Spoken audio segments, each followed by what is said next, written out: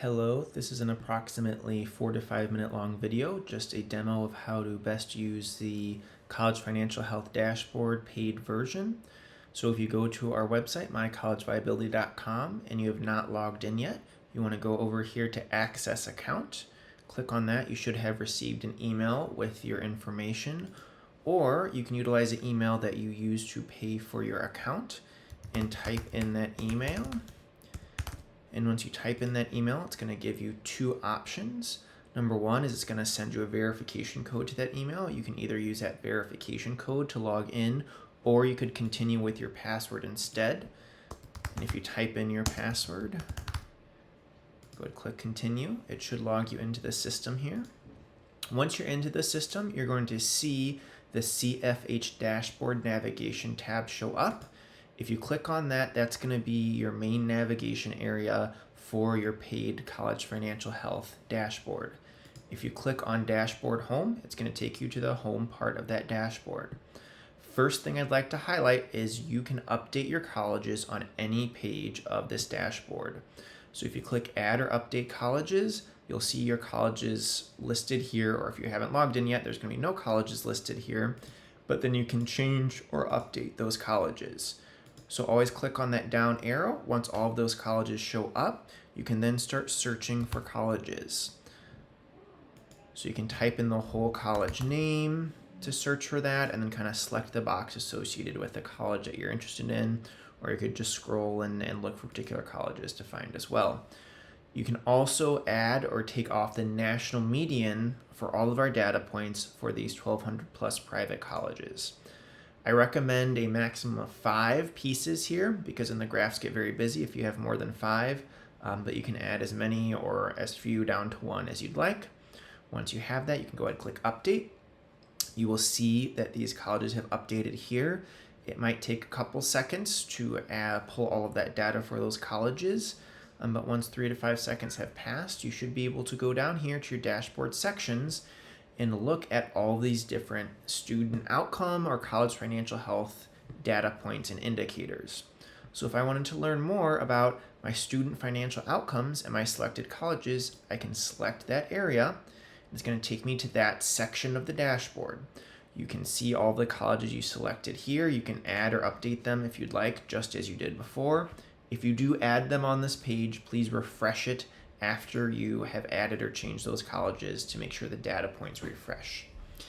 Scrolling down a little bit, you can use these tabs to navigate to different sections. We have Val's Overview, which is a text-based analysis of a couple of these data points, and it will give you a text-based analysis of what is the general return on investment, which is a combination of 10-year net return on investment and that college's 6-year graduation rate. You can go to the actual data points and analyze those by clicking on these different tabs. Graduated student earnings, you can see all of our colleges along with the national median here. Okay, and you can kind of roll your mouse over there to see what they say as well.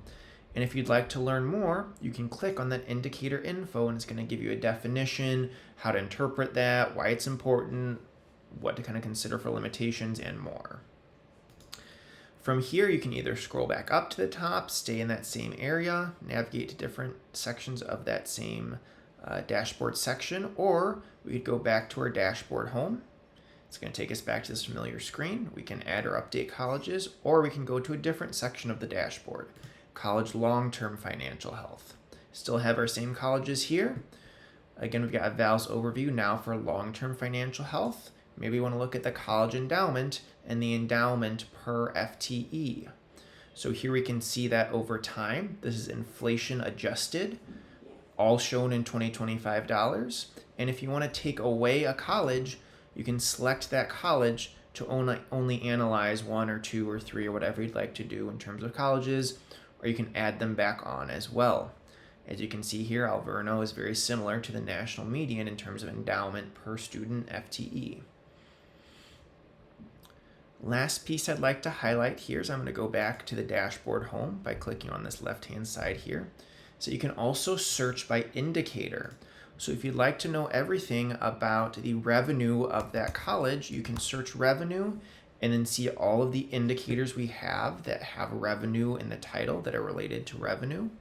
And we can see the definition here, And let's say I'm really interested in tuition revenue per student, FTE percent change. Here's what that means, but then this is going to take me to that section of the dashboard. Okay, I might need to navigate a little bit here, net tuition revenue per FTE. Scroll down here, this shows it over time. This shows the relative percentile rankings of the college, and this shows that percent change.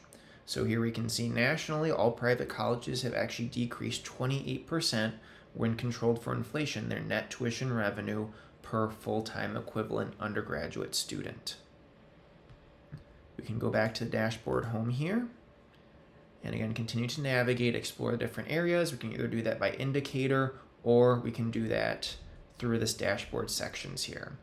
The last piece, if there are any issues you see with our data or any questions, you can click here the data feedback form, and you can go ahead and fill out that form and let us know what error you found and why you think that's wrong and how to correct that, and we'll review those when you submit them. Thank you.